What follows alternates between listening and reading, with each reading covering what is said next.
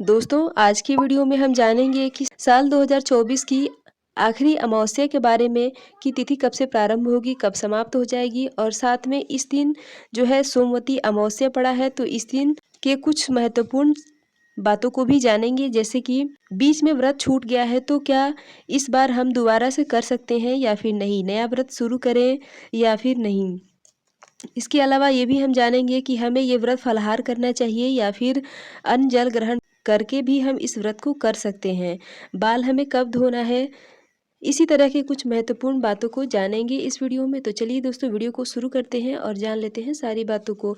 तो देखिए दोस्तों साल 2024 की अंतिम अमावस्या जो है वो कब है। तो देखिए दोस्तों साल की अंतिम अमावस्या जो है वो 30 दिसंबर 2024 को है, 3 होगा सोमवार। दोस्तों हम सभी को पता ही है कि अमावस्या तिथि जो है वो प्रत्येक महीने में आती है और जिस दिन ये अमावस्या तिथि सोमवार के दिन पड़ती है वो बहुत ही ज़्यादा महत्वपूर्ण हो जाती है सुहागन महिलाओं के लिए। पूजा पाठ करने के लिए इस दिन महिलाएं व्रत रखती हैं अपने पति की दीर्घायु के लिए, लंबी आयु के लिए, स्वस्थ आयु की कामना करते हुए इस व्रत को रखती हैं और इस व्रत को विधि पूर्वक करती भी हैं। तो देखिए दोस्तों इस व्रत को कैसे रखना चाहिए, क्या हमें खाना खाना चाहिए या फिर फलाहार पे ही रखना चाहिए। तो देखिए दोस्तों सोमवती अमावस्या का व्रत जो भी महिलाएं करती हैं वो फलाहार पे ही करती हैं। खाना ना खाएं तो ज़्यादा सही है, लेकिन अगर आपका स्वास्थ्य साथ नहीं दे रहा है तो आप एक समय मीठा भोजन कर सकते हैं, सिर्फ एक समय, ठीक है। लेकिन आप अगर फलाहार पे करें इस व्रत को तो बहुत ही ज़्यादा शुभ और सही होता है। तो ज़्यादातर लोग जो हैं वो फलाहार पे ही करते हैं। इसके अलावा क्या हमें नया व्रत उठाना चाहिए। तो दोस्तों आपको बिल्कुल नया व्रत नहीं उठाना है क्योंकि अभी जो है वो खरमास चल रहा है, खरमास का समय है। तो इसलिए खरमास के समय में हमें कोई भी व्रत नया नहीं उठाना चाहिए, कोई भी कार्य हमें शुभ मतलब पहली बार नहीं करना चाहिए। तो इसलिए आप इस बार व्रत ना उठाएं। इसके बाद नए साल में अगर कोई व्रत पड़ता है सोमवती अमावस्या का तो आप पहली बार उठा सकते हैं। पीरियड में व्रत को कैसे करें। तो देखिए दोस्तों पीरियड में व्रत आप करेंगे, सिर्फ आपको पूजा पाठ नहीं करना है, आप अपने पूजा पाठ की सामग्री और फेरी आप किसी और से भी, जैसे कि कोई करने के लिए तैयार है तो आप उससे भी कह के करवा सकती हैं इस व्रत को। और आप व्रत जैसे रहती है वैसे ही रहे, लेकिन आप पूजा पाठ पीपल वृक्ष के पास जाके नहीं करेंगे, ठीक है। तो इस तरह से आप कर सकते हैं। अब पीरियड के कितने दिनों के बाद हमें पूजा करना चाहिए। तो देखिए दोस्तों पीरियड के बाद जो देव पूजन होता है वो 7 दिन के बाद ही करना चाहिए। लेकिन अब ये क्योंकि हर महीने तो अमावस्या तिथि यानी कि हर महीने जो है वो सोमवती अमावस्या तो आती नहीं है, किसी किसी साल में तो पूरे साल ही नहीं पड़ती है। तो ऐसे में आप अगर मतलब 5वां दिन आपका हो गया है और आपने स्नान कर लिया है बाल धो के, तो आप 5वां दिन भी, जैसे कि सोमवार के दिन आपका 5वां दिन है तो आप इस दिन पूजा पाठ कर सकते हैं, कोई दिक्कत नहीं है। लेकिन अगर 5 दिन से कम हुआ है, आप बाल नहीं धोए हैं तो आप पूजा ना करें, ठीक है।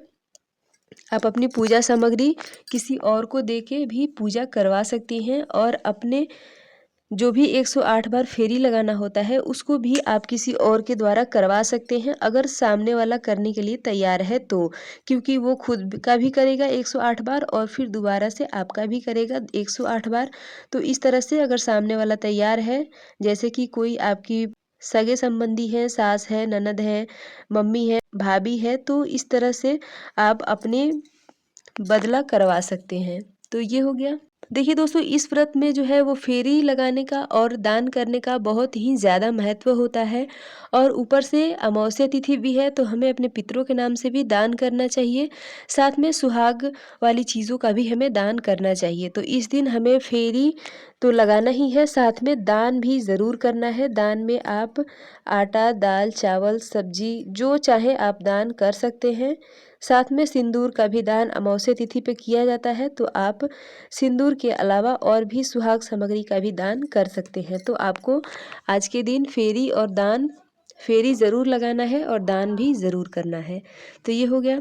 अब देखिए बहुत सारे लोग जो है वो धान पान से फेरी लगाते हैं और बहुत सारे लोग जो है धागा से फेरी लगाते हैं। तो आप देख लीजिए आपके घर में कैसे होता है, क्योंकि सब जगह का नियम जो है वो थोड़ा सा अलग होता है।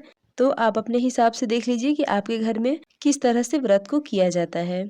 अब देखिए दोस्तों, व्रत छूट गया है बीच में तो क्या हमें करना चाहिए या फिर नहीं? जैसे कि इस बार से पहले आपने कभी एक बार भी अगर सोमवती अमावस्या का व्रत किया है, धागा फेरी लगाया है, धागा लपेटे हैं और बीच में किसी कारणवश छूट गया है, तो आप दोबारा से कर सकते हैं, क्योंकि ये पहली बार आपका व्रत नहीं होगा।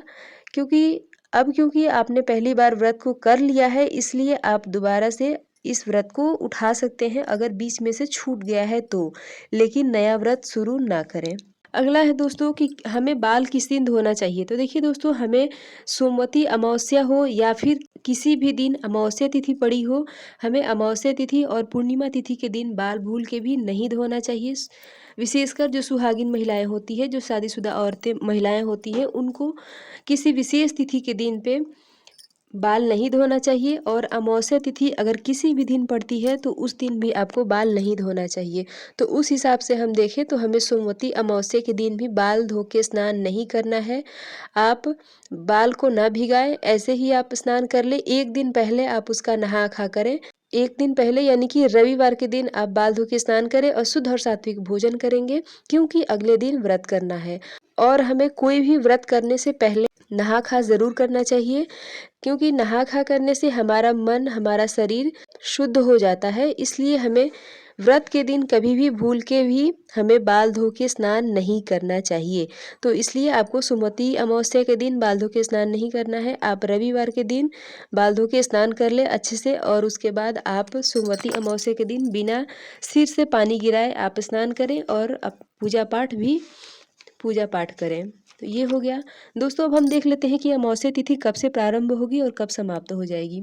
तो देखिए दोस्तों, सोमवती अमावस्या 2024 की जो तिथि है वो प्रारंभ होगी 30 दिसंबर 2024 को सुबह में 4:01 पे और समाप्त हो जाएगी 31 दिसंबर 2024 को सुबह में ही 3:56 पे। तो दोस्तों, हम उदय तिथि के अनुसार देखें तो हमें सिर्फ और सिर्फ 30 दिसंबर का दिन जो है हमें प्राप्त हो रहा है अमावस्या तिथि के लिए, और इस दिन है सोमवार। तो इसलिए सोमवती अमावस्या का व्रत जो है वो 30 दिसंबर 2024 को किया जाएगा। तो आशा करती हूँ दोस्तों कि ये सोमवती अमावस्या से जुड़ी कुछ महत्वपूर्ण बातों की जानकारी आपको अच्छी लगी होगी। वीडियो हेल्पफुल लगा हो तो लाइक ज़रूर करें और मिलती हूँ इसी तरह से एक और नए वीडियो के साथ। तब तक के लिए बाय।